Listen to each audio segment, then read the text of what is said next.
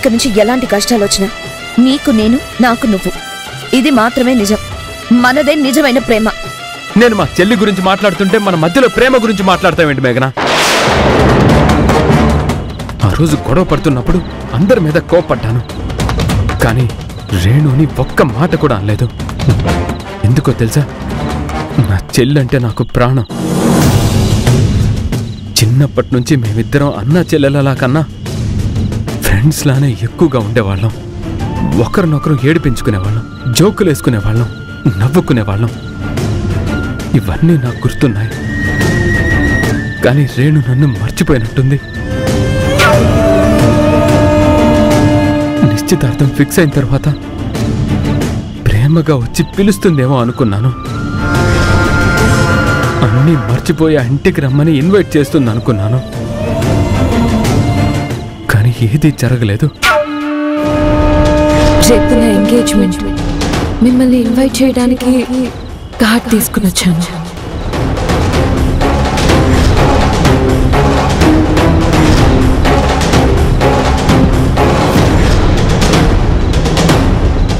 ఇది దానిలో వచ్చిన మార్పా లేక అమ్మ నాన్నల ఇన్ఫ్లుయెన్స్ తెలియటం లేదు. తెలియకపోవడానికి ఏముంది సంజయ్? ఖచ్చితంగా మీ ఇంట్లో వాళ్ళే వద్దనుంటారు. అంత పాపం నేనేం చేశాను మేఘన? నీ మీద కోపడ్డారనే కదా వాళ్ళ మీద అరిచాను. పిల్లల ఆవేశంలో 1,00,000 అంటారు. అమ్మ నాన్నలు సర్దుకుపోవాలి కదా. నాకు ఆస్తి దక్కింది, నన్ను నేను ప్రూవ్ చేసుకునే ఛాన్స్ వచ్చింది. కానీ ఇంట్లో నా వాళ్ళు లేరు. ఇంత పెద్ద ఇంట్లో నువ్వు నేను తప్ప ఇంకెవ్వరూ లేరు. ఇదే నీతో వచ్చిన ప్రాబ్లం. అయిపోయిన దాన్ని మళ్ళీ మళ్ళీ తలుచుకుంటావు. అన్నీ తెలిసి చేసి కూడా తప్పు నీదే అని బాధపడిపోతూ ఉంటావు. లేని లోపాన్ని భూతద్దం వేసి చూస్తూ కుమిలిపోతూ ఉంటావు. కావాలని చేసిన తప్పు కాదు, అనుకోకుండా జరిగిన పొరపాటు. అందుకే ఈ బాధ, కోపం కంట్రోల్ అవ్వటం లేదు.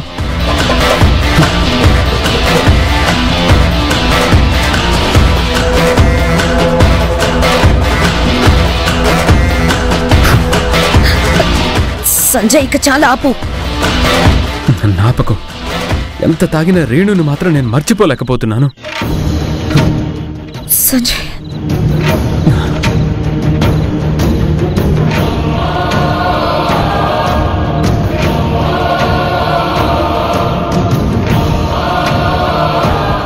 అమ్మా, నాన్న, మీ కోపం ఉంటే నన్ను తిట్టండి, కొట్టండి, మీకు హక్కుంది.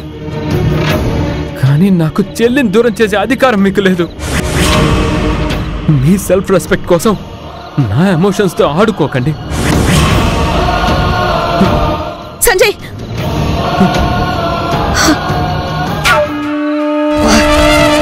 ఇక్కడి నుంచి వెళ్ళిపోయిన వాళ్ళు హ్యాపీగా పండుగ చేసుకుంటుంటే ఇక్కడే ఉన్న నా మొగుడు తాగుతూ జీవితాన్ని దండగ చేసుకుంటున్నాడు. ఏం కర్మరా బాబు.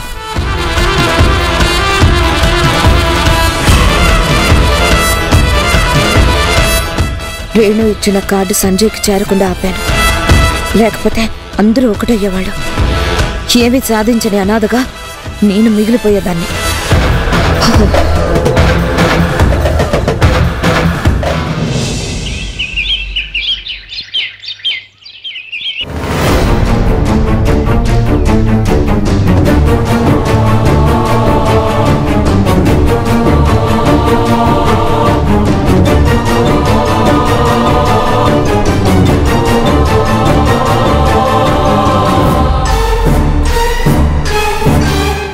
Stop it Kiran.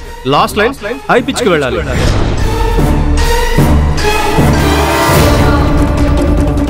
మరీ హై పిచ్ అవుతుంది, కొంచెం లో చేయండి.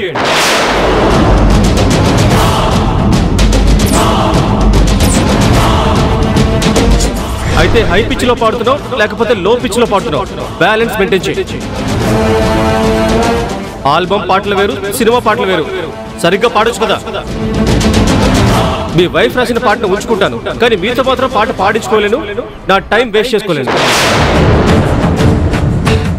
మీ వైఫ్ రాసిన లిరిక్స్ చూడండి ఎంత బ్యూటిఫుల్ గా ఉన్నాయో. అసలు ఒక్కొక్క పదంలో అద్భుతమైన డెప్త్, ఎమోషన్ ఉంది. అవన్నీ మీ గొంతు వల్ల మాయమైపోతున్నాయి. ఇంకా చెప్పాలంటే నాశనం అయిపోతున్నాయి. నాకెందుకో డౌటే, ఆ పాటలన్నీ మీరు పాడలేదు.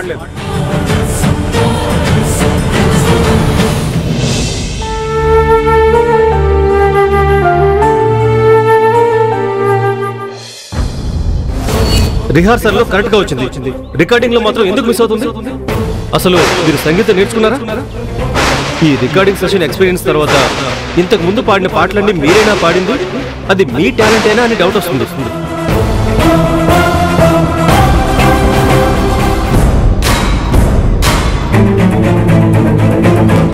ఏవండి, మీకోసం చాలా సేపటి నుంచి వెయిట్ చేస్తున్నాను. రికార్డింగ్ ఎలా జరిగింది?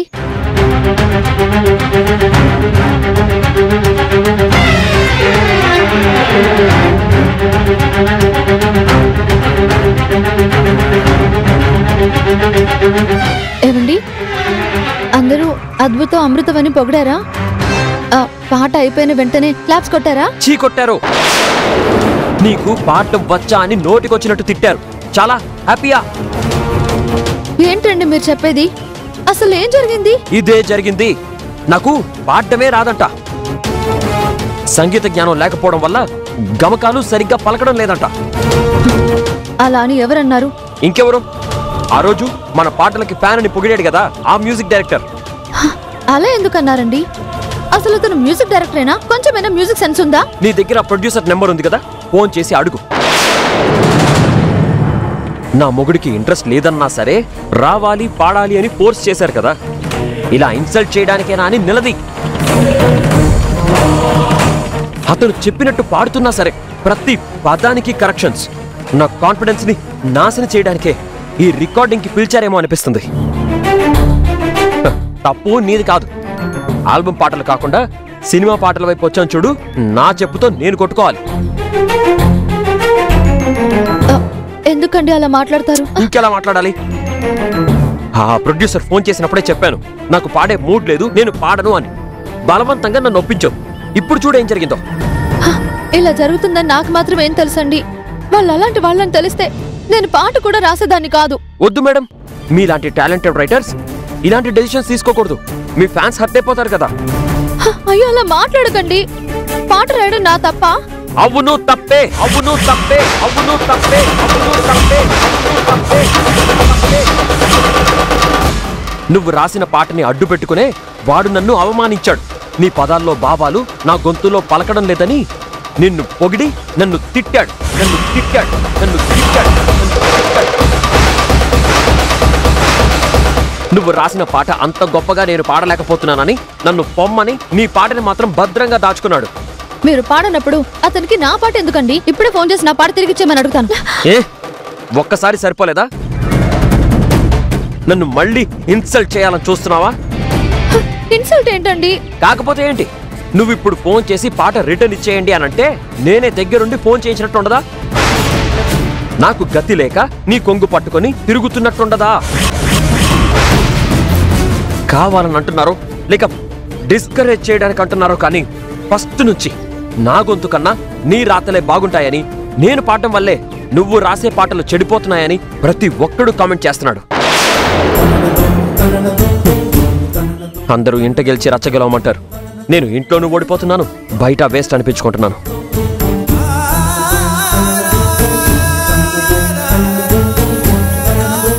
ఈ అవమానాలు చూస్తుంటే అసలు ఈ కెరియర్ ఎందుకు ఎంచుకున్నానా అనిపిస్తుంది.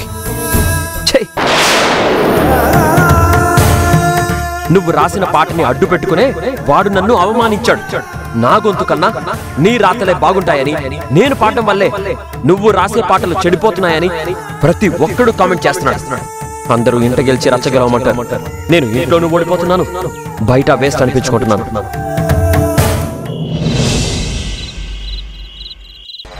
Very good. High pitch low pitch అని చెప్పి మొత్తానికి పిచ్చెక్కించేసావన్నమాట.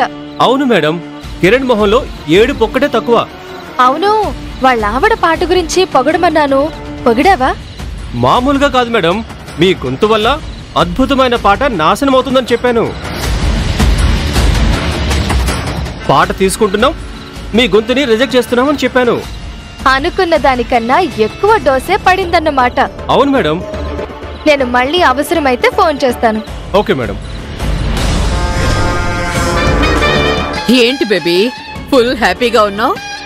మూవీ ఛాన్స్ వచ్చింది కదా అని మొగుడు పెళ్ళాలిద్దరూ డాన్సులు చేశారు.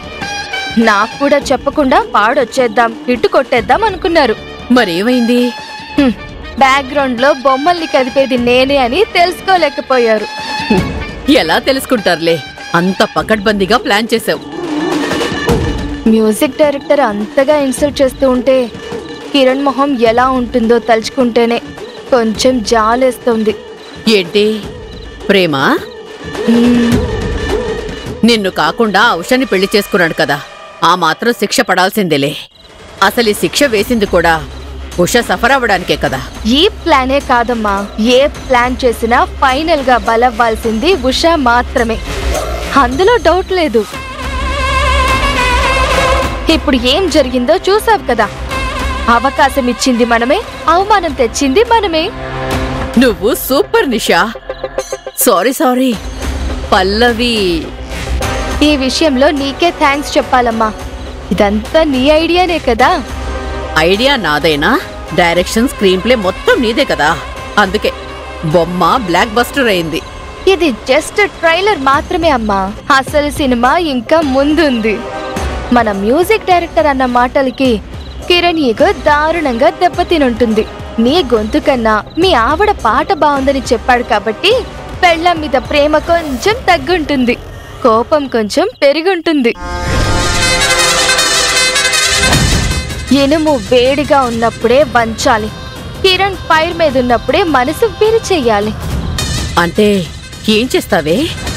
ఆ ఇంటికి వెళ్ళి ఈ పల్లవి డబుల్ యాక్షన్ చూపిస్తా.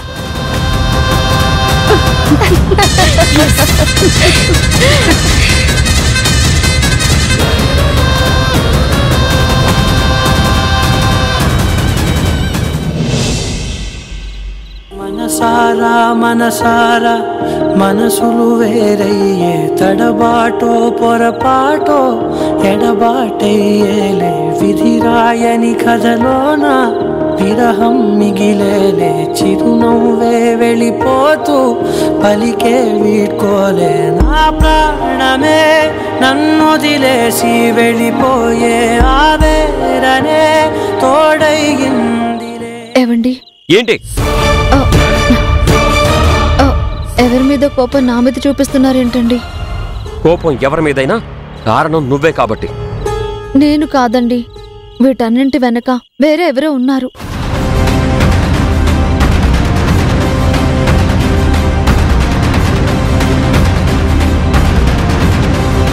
ఇంతకు ముందు కూడా అవకాశం అని చెప్పి గెస్ట్ హౌస్ లో లాక్ చేశారు. ఇప్పుడు రికార్డింగ్ వరకు తీసుకెళ్లి ఇన్సల్ట్ చేసి పంపించారు. ఇదంతా చూస్తుంటే ఎవరో కావాలని చేయించినట్టుంది. అవును మరి, నేను పెద్ద గ్రామీ అవార్డ్ సింగర్ని, నా మీద కుట్రలు చేసి నా కెరీర్ని నాశనం చేయాలని చూస్తున్నారు. ప్రొఫెషనల్ గా అనుకోవడం ఎందుకు? పర్సనల్ లైఫ్ లో కూడా మీకు తెలియని శత్రువులు ఎవరైనా ఉండొచ్చు కదా. నాకున్న శత్రువులు ఆ మేఘన, వాళ్ళ నాన్న శంకర్. ఇప్పుడు వాళ్ళకి కావాల్సిన ఆస్తి వచ్చింది, వాళ్ళ బతుకు వాళ్ళు బతుకుతున్నారు. ఇంకా నా దగ్గర ఏం మిగిలిందని వస్తారు? ఆ మ్యూజిక్ డైరెక్టర్కి నీ పాట నచ్చినట్టుగా నా గొంతు నచ్చలేదు, అదే ప్రాబ్లం, అంతకుమించి ఏం లేదు. ఎందుకండి ప్రేమగా మాట్లాడుతున్నా ఇలా కోపం చూపిస్తున్నారు? నా మూడ్ బాగోలేదని నీకు తెలుసు. కాసేపు నన్ను ఒంటరిగా వదిలేయచ్చు కదా. చెవిలో జోరిగలాగా విసిగిస్తుంటే కోపం రాకుండా ప్రేమ పుడుతుందా?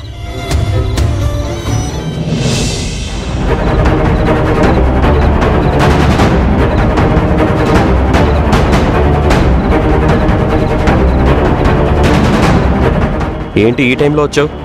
నేను ఉన్నాననుకున్నారా, పోయాననుకున్నారా? ఏమైంది? ఎందుకు అలా మాట్లాడుతున్నావు? ఏమైందా? ఆ మ్యూజిక్ డైరెక్టర్ మిమ్మల్ని ఇన్సల్ట్ చేసిన విషయం మీరు చెప్పకపోయినా ఇండస్ట్రీ మొత్తం కోడే కూస్తుంది. ఈ న్యూస్ అప్పుడే ఇండస్ట్రీ మొత్తం పాకేసిందా? గ్రేట్. ఏంటి గ్రేట్? ఈ న్యూస్ తెలిసి ఎవరి నోటికొచ్చినట్టు వాళ్ళు నాకు కాల్ చేసి మీ గురించి బ్యాడ్ గా మాట్లాడుతున్నారు. ఒక్కొక్కళ్ళని తిట్టి తిట్టి నా ఓపిక చచ్చిపోయింది. వాళ్ళని తిట్టుకోవడం ఎందుకు? అంతా నా కర్మ. నో, ఇలా అంటే నేను ఒప్పుకోను. అసలు మీ స్థాయికి, మీ టాలెంట్ కి గౌరవం ఇవ్వని ఆ మ్యూజిక్ డైరెక్టర్ కి నేను బుద్ధి చెప్తాను. వద్దు పల్లవి. మీకేం తెలియదు, మీరు ఊరుకోండి. నిన్నగాక మొన్న మ్యూజిక్ డైరెక్టర్ అయ్యి వాడు మిమ్మల్ని కామెంట్ చేస్తాడా? మిమ్మల్ని ఇన్సల్ట్ చేస్తాడా? హలో, ఎవరు? నేనెవరైతే నీకెందుకు? 2 సినిమాలు మ్యూజిక్ చేయగానే పెద్ద మ్యూజిక్ డైరెక్టర్ అనుకుంటున్నావా? ఎవరండి మీరు? ఫోన్ చేసి పిచ్చి పిచ్చిగా మాట్లాడుతున్నారు. ఫోన్లో ఇలా మాట్లాడినందుకు ఇంత ఫీల్ అయిపోతున్నావే? కిరణ్ గారు మీ స్టూడియోకి వస్తే ఇన్సల్ట్ చేసి పంపించావు. ఇప్పుడు ఆయన ఏం అవ్వాలి? చూడండి మేడం, మీరెవరో నాకు తెలియదు. కిరణ్ గారు పాట మాకు బాగా పాడలేదు, రిజెక్ట్ చేశాను. అసలు నువ్వెవడివిరా రిజెక్ట్ చేయడానికి? ఆయన గొంతుకి ఎంతమంది ఫ్యాన్స్ ఉన్నారో తెలుసా? ఎన్ని హిట్ పాటలు పాడారో తెలుసా? ప్రైవేట్ ఆల్బమ్స్ వేరు, సినిమా ఆల్బమ్స్ వేరు. ఆ డిఫరెన్స్ ఆయనకి తెలియట్లేదు. ఆయనకున్నంత టాలెంట్ లో సగం కూడా నీకుండదు. అలాంటి నువ్వు ఆయనకి ఏమొచ్చా ఏం రాదో చెప్తున్నావా? మీరెందుకు సీరియస్ అవుతున్నారో నాకు తెలియట్లేదు. నేను చెప్పేది ఒకటే, కిరణ్ గారి మీద ఎటువంటి కోపం లేదు. అందుకే ఆయన గొంతు బాగాలేకపోయినా ఆయన వైఫ్ రాసిన సాంగ్ తీసుకున్నాను. మాకు ఏది బెస్టో అది తీసుకుంటాం, వేస్ట్ది పక్కన పడేస్తాం. ఏంటి వేస్టా? ఎవ్వట్రా వేస్ట్?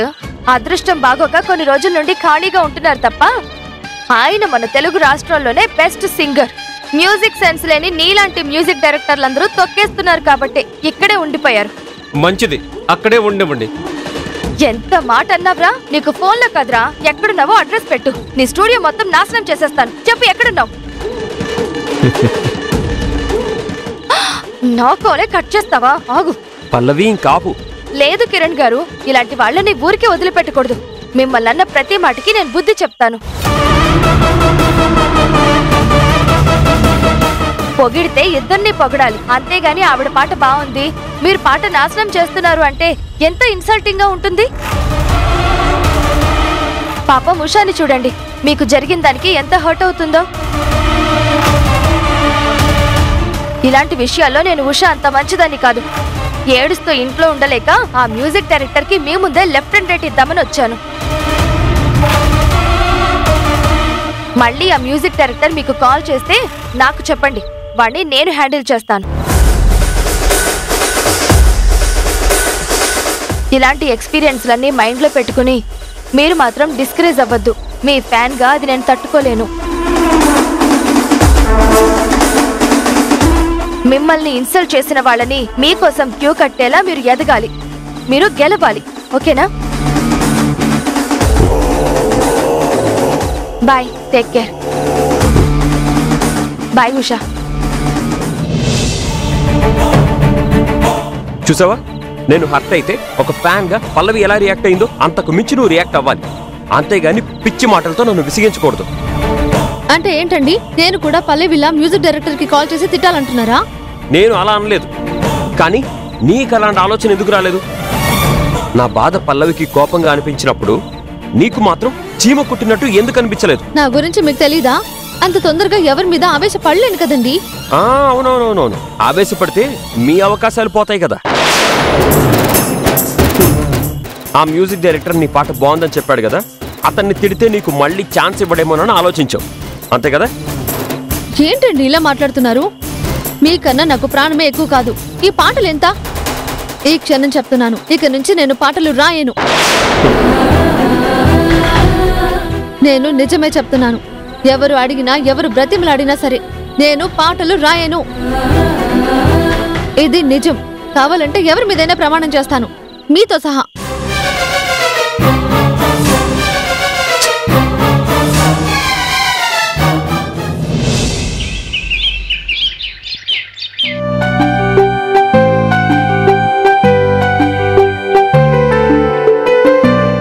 Thank you sir. మీ కొత్త బాస్ గురించి స్టాఫ్ ఏమనుకుంటున్నారు? మీరు బాస్ గా కొత్త గానీ స్టాఫ్ కి కాదు కదా సార్. ఎవ్వరికి ఏ ప్రాబ్లం లేదు. అవును, మా ప్రొడక్షన్ ఎంతవరకు వచ్చింది? మీరు ప్రొడక్షన్ టీమ్ తో స్పెషల్ మీటింగ్ పెట్టి మరీ చెప్పారు కదా సార్.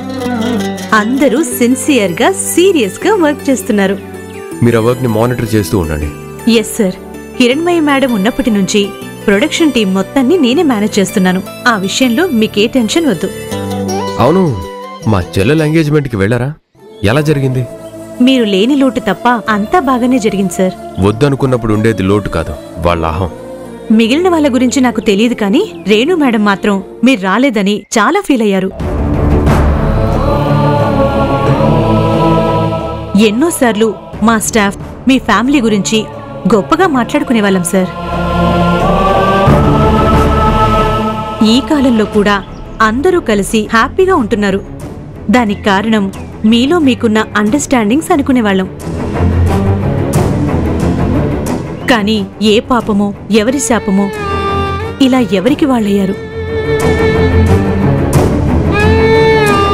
ఫంక్షన్కి వచ్చిన వాళ్ళంతా మీ గురించే అడిగారు.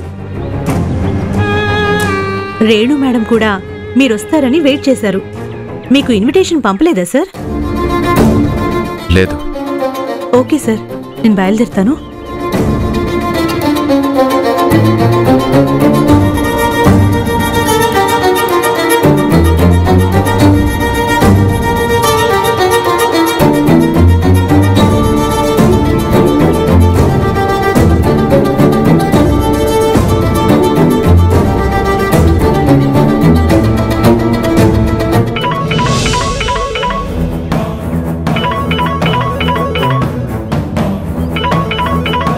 సంజయ్ నాకు ఫోన్ చేస్తున్నాడు ఏంటండి? మనం బ్రతుకున్నామో లేదో అని తెలుసుకోవడానికేమో. లిఫ్ట్ చేసి స్పీకర్ ఆన్ చేయి. నేను సంజయ్ని మాట్లాడుతున్నాను. ఫోన్లో నీ నంబర్ ఇంకా డిలీట్ చేయలేదు. చెప్పు. ఫోన్లో చేయలేదు కానీ లైవ్లో చేశారు కదా. నీ పెద్ద కొడుకు బతుకున్నాడు అనుకున్నావా, చచ్చాడు అనుకున్నావా? అమ్మా నాన్నలు బ్రతికుండగానే చంపినంత శిక్ష వేశావు. అలాంటి నీ గురించి ఆలోచించడమే అనవసరం అనుకుంటున్నావు. అమ్మ, మళ్ళీ చెప్తున్నాను, నేను మిమ్మల్ని ఇంట్లో నుంచి వెళ్ళిపోమనలేదు, మీరే వెళ్ళిపోయారు. పొమ్మని లేక పొగపెట్టి ఇప్పుడేంట్రా నేనేం చేయలేదు, నాదేం తప్పులేదు అన్నట్టు మాట్లాడుతున్నావు? ఇది చెప్పడానికి ఫోన్ చేశావా? కాదు, మీరు దూరం అయిందే కాక నా చెల్లెల్ని కూడా ఎందుకు దూరం చేస్తున్నారా అని అడగడానికి ఫోన్ చేశాను.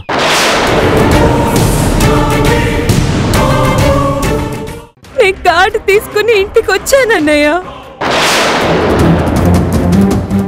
రేణు మీ ఇంటికి వచ్చినట్టు నాకు కూడా ఇప్పుడే తెలిసింది. ముందే తెలుసుంటే వెళ్ళనిచ్చేవాడినే కాదు. గుండెల్లో పెట్టుకుని